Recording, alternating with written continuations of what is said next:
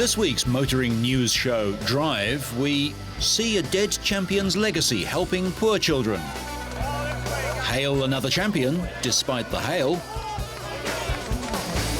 Check out the newest and the best from the Tokyo show. And race with Rossi as he moves along. All this and more in this week's Drive.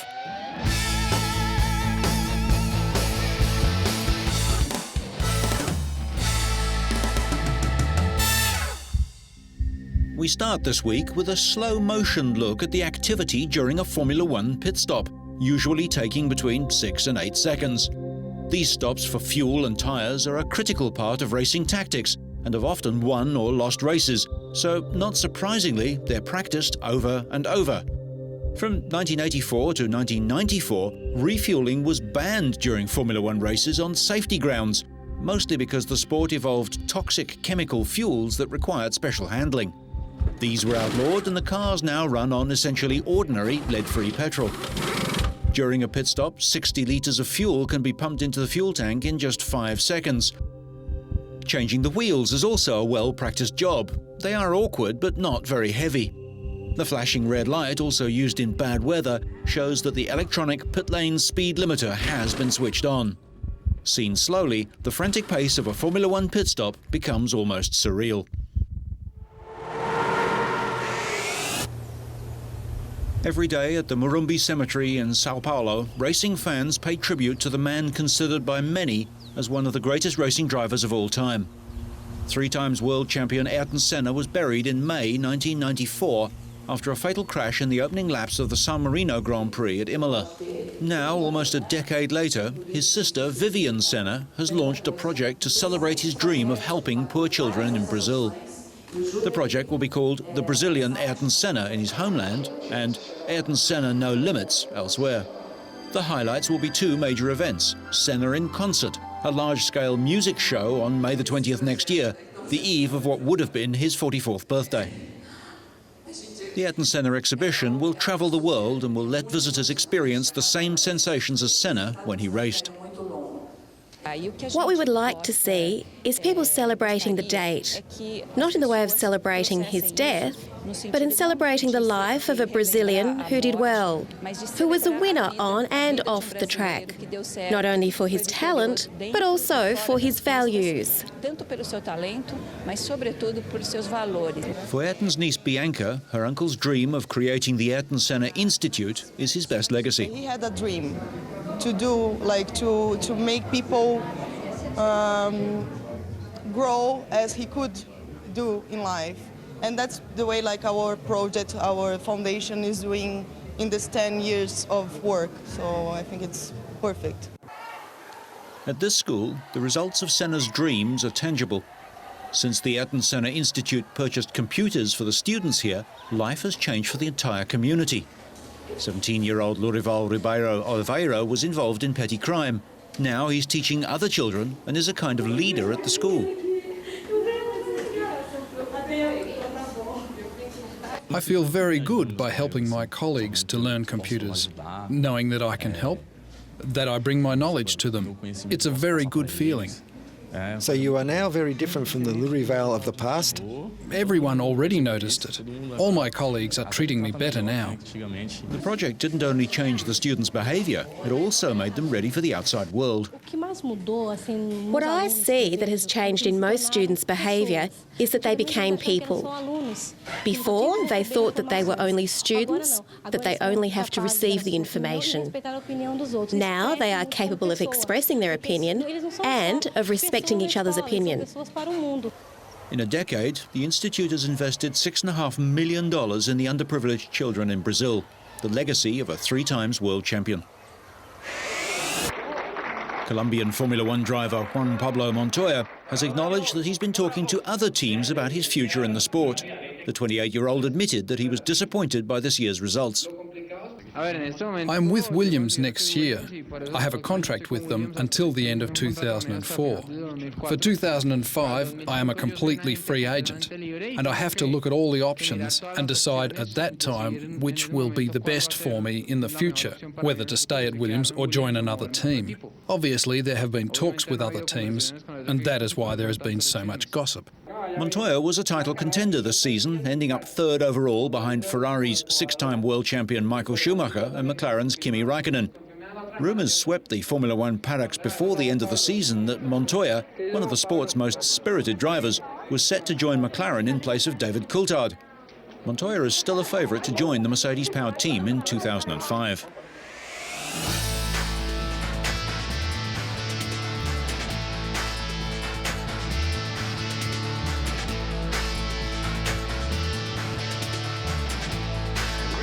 The MBNA 500 was split in two, being halted by heavy rain after just 39 laps and completed the following day. Drivers were to circle around the 1.54-mile quad oval for a total of 325 times. Racing resumed on lap 45, but the first yellow caution flags came out almost immediately after a crash involving Todd Bodine, Kenny Wallace, Matt Kenseth and Michael Waltrip. Bodine went out, Wallace finished 19th and Kenseth 11th, but Waltrip lost his engine after 170 laps. Later, on lap 102, Ricky Rudd found himself in a long slide on the infield grass as Jamie McMurray tried to head to the pits. Rudd would finished 31st, 6 laps down, but McMurray ended 15th, just a lap off the leaders. Jeff Gordon passed 6 times Atlanta winner Bobby Labonte for the lead on lap 277 and stayed in front for the rest of the race to earn his 4th victory at the Atlanta track. Gordon held off a challenge from Tony Stewart to take the victory. However, the race would end under a caution flag after pole starter Ryan Newman was sent spinning into the wall. Dale Earnhardt Jr. got close behind him and upset the aerodynamics at the back of Newman's car 4 laps from the end. Earnhardt finished 6th and Newman was classified 19th. Not a happy fellow, Newman made his feelings on the incident perfectly clear to Earnhardt from trackside. Gordon had gone for 22 races without a win before taking the last race in Martinsville, following that victory with this one just 8 days later. The 4-time champion has scored 3 wins this season and 64 in his career. The 2 victories follow 4 consecutive 5th place finishes and move Gordon up to 5th in the point standings, 38 behind Kevin Harvick. After the second attempt at a clean start, a day of high drama began in Surfers Paradise, Australia, watched by a record 108,000 fans. Pole starter Sebastien Bourdais slammed both ends of his car into the wall and tried to get off the racing line, but his smoke unsighted following drivers. This put title contender Paul Tracy at the back of the field, and then bad weather stopped the race on lap 12. After the restart, a 4-car crash nearly ruined Tracy's championship run. Roberto Moreno spun in front of him, setting off an incident that sent debris flying over the track. The Canadian pitted for repairs, giving his title rival Bruno Junqueira renewed hope for the championship into the final race of the season in California.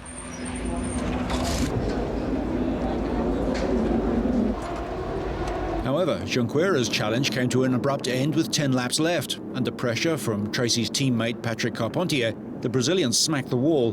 Junqueira needed to score at least 7 points to take the title chase to the final event at Fontana. Rookie Ryan Hunter-Reay and the rookie Spirit of America team survived for his first victory, the 22-year-old American finishing ahead of another rookie, Briton Darren Manning. Ryan's teammate Jimmy Vasser was third. Hunter-Reay was elated, but with Junqueira out, it was Tracy who held up the big prize, the Vanderbilt Cup, for winning the kart points race. After a few moments, Tracy, overcome with emotion, sat down on the side pod of his car. The veteran driver is finally the kart champion after 13 years of trying. So many great ups and so many good times and some low times, and worked so hard to get here and finally to now achieve it after such a long time. It's just, I don't really know what it feels like yet, but I just have a lot of emotion, but it hasn't set in yet. The final race in California was cancelled in the face of wildfires there.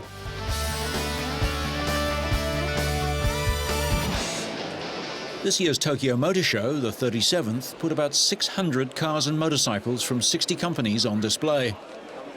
Appearing on stage with the Jiku concept car, Nissan boss Carlos Ghosn said the company leads the Japanese industry with the highest percentage of its sales, more than 85%, certified as ultra-low emission vehicles. The two-seater Jakku combines advanced technology and traditional Japanese artistry, such as crafts from the Edo period about 400 years ago, with lines from the 1935 Datsun Roadster. The Ephes city commuter combines a new compact lithium-ion battery with a fuel cell.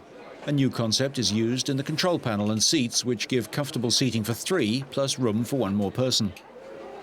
The Mazda Kusabi, Japanese for Wedge, is a small, lightweight 1.6-litre diesel-powered sports car with a clever tailgate that allows easy access to the boot.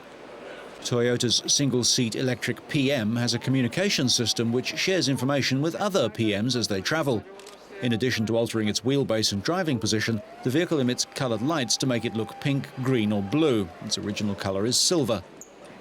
The Fine N, another fuel cell-powered car, boasts a range of 500 kilometres on a single fuel charge, nearly twice that of the previous model. Another feature is a security system based on face recognition technology for starting the engine, but there's no plan to commercialise the system. Over at Suzuki, the fuel cell and styling teams have been busy. The Mobile Terrace uses a fuel cell and steer and brake-by-wire to maximise interior space, making it a 6-passenger vehicle. The instrument panel can change into a table, and there's a 22-inch touchscreen monitor for vehicle information. The S-Ride is a blend of Suzuki's car and motorcycle brands. Subaru's new hybrid system uses electric power below 80 kilometres an hour, but faster, and a regular 2-litre box of 4 takes over. The engine's used in a daring concept, a 2-door cabrio with a bronze windscreen and a sawn-off steering wheel. Honda were being altogether more serious, showing the likely replacement for the NSX. Japanese press reports suggest the new car will have to compete with Porsches and Ferraris, so power output on the HSC might be up to 370 horsepower. Kiwami, meaning extreme in Japanese, shows a desire to produce the most luxurious car possible. Built mostly with carbon fibre and aluminium, the IMAS is a lightweight futuristic sports car with a drag coefficient of just 0.20. Honda estimates fuel economy at 40 kilometres per litre, far more frugal than any production gas-electric hybrid. Another concept, the Alfa Romeo 8C Competizione. The engine is Maserati's 4.2-litre V8. Audi's Le Mans is a 200-mile-an-hour two-seater to take on the Porsche 911 Turbo with a twin-turbocharged 5-litre V10. With a name from the words secret room, the Mitsubishi Sero is both transport and personal space in a tall box-on-wheels design to maximise interior space. An electronic steering system flips up for more space, and the rear seats fold flat into the floor. I hope you see the repositioning of our brand, and we come up with a lot of fresh ideas in design and in concepts. And this is even noticed by the competitors in the meantime, I think. Finally, Mitsubishi's CZ2 Cabrio was conceived with prestigious partners from the fashion and electronic industries, like Mandarin Duck. This elegant 4-seater convertible does without the now common retractable steel roof in favour of a flush-fitting canvas top.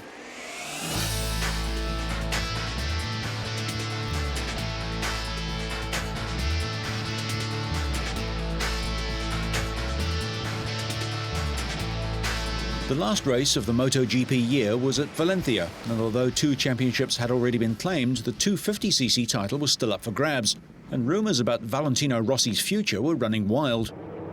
The Italian was fastest in Friday's first qualifying session, significant because this slow, winding track is the only Grand Prix circuit currently in use on which Rossi has never won.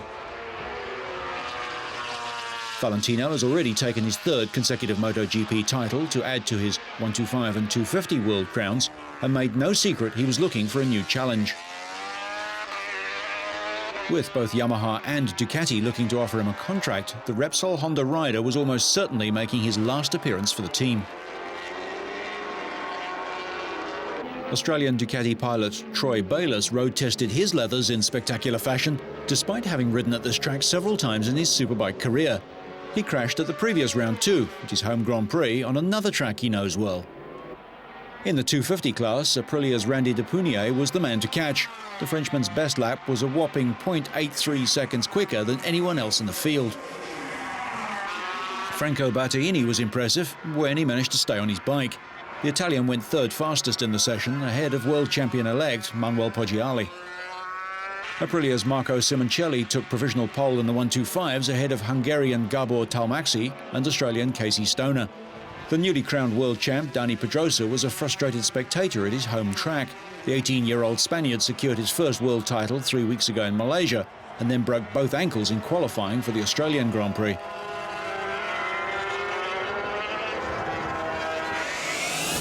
There was a distinct end-of-term feel in Rossi's pit. If this was his last race on a Honda, he was signing off in style.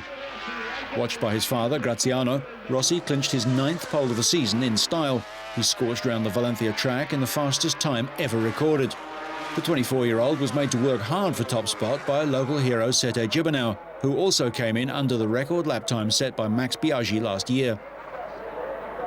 Until Rossi's trademark late fast lap, Gibernau looked set for pole position at the venue where he took his debut victory in 2001. A late mistake foiled a last-gasp attempt to regain the pole.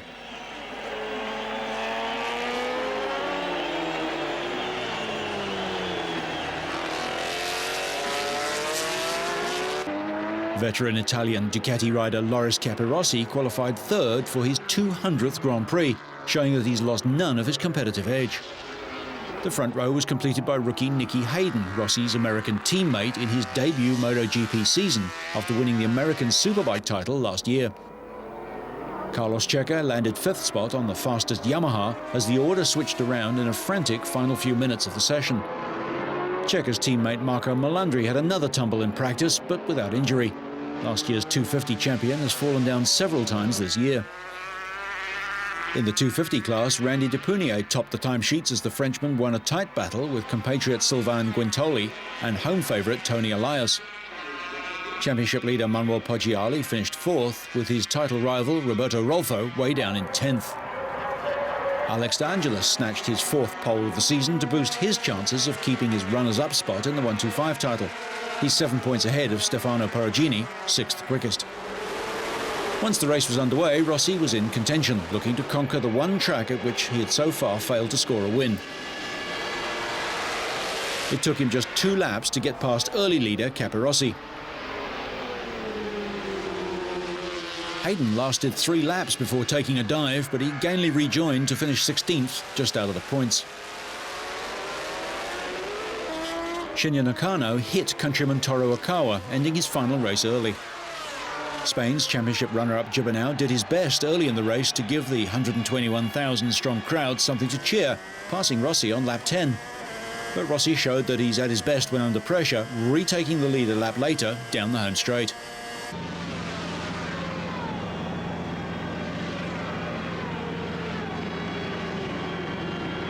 Ducati's Capirossi led Biaggi, 3rd and 4th respectively, to deny Honda a full house on the podium. Ever the showman, Rossi had 1.9 seconds in hand as he started the final lap. But he slowed down coming onto the final straight for the last time, setting himself up for a big standing wheelie past the checkered flag for his 59th victory in 124 starts. Rossi set a new lap record, taking his 22nd consecutive podium, equaling the record set by fellow Italian Giacomo Agostini, who sampled Rossi's bike the next day. Yes, for sure. It's very important this victory for me because never win in this track in the past. I never was very fast. But in this weekend all is good. It's possible to make also the pole position, and we work very well for the race. But anyway, the race is hard because Sete today is in a good shape and was very fast. So I try, but the first time he came with me. After I try the second time and make 4 or 5 very good laps, and it's possible to take a small advantage. And at the end, it's possible win. It was the last circuit where I never win, so it's very good. Thanks.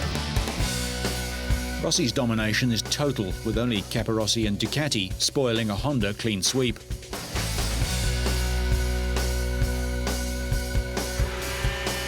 In the 250 class, Manuel Poggiali clinched the World Championship title with a lonely 3rd place finish, 10 seconds ahead of Sylvain Guintoli.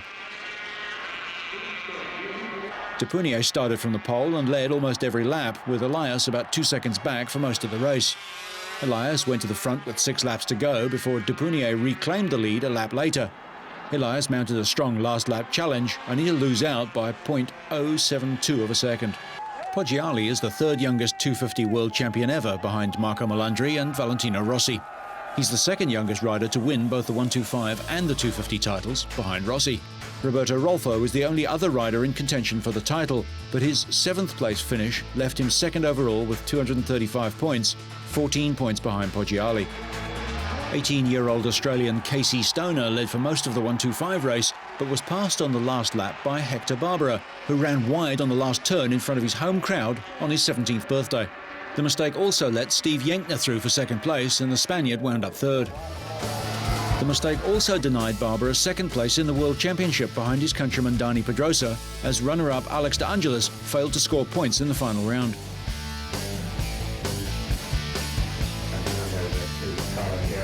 Straight after the race, Valentino called a press conference to announce what the world already knew, that he wouldn't be racing on a Honda next year.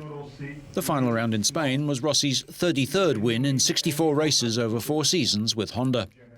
I'm here to say thank you very much to Honda, and to say also, unfortunately, next year we don't race together. For sure, was a fantastic period for me. We make together for 4 years.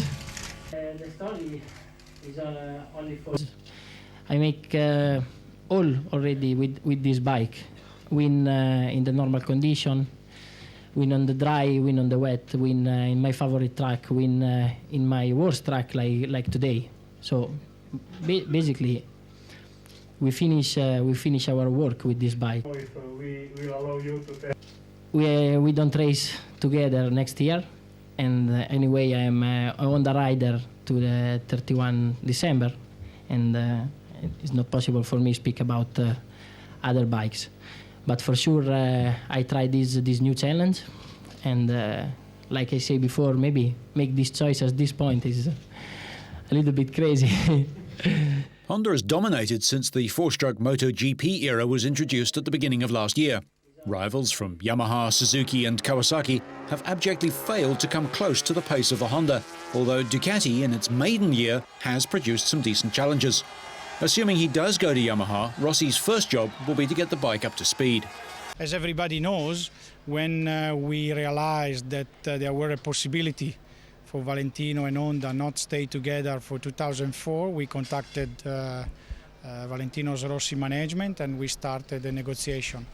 So, which is going on. We are still in a negotiation, and everything seems to go well, but we will continue on this work in the next days and weeks, and we will make an announcement when all details will be hopefully finalized.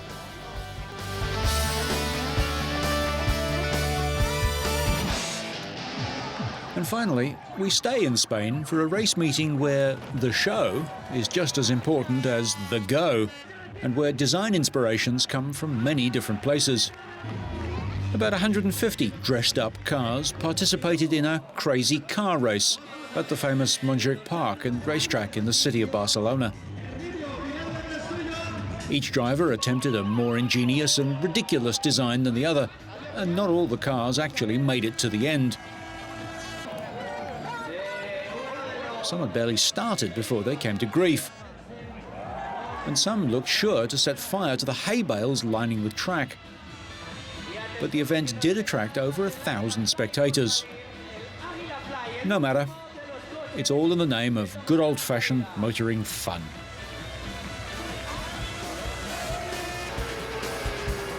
So, as we farewell a familiar sight, see a common one, and enjoy the ballet, make sure you catch next week's Drive.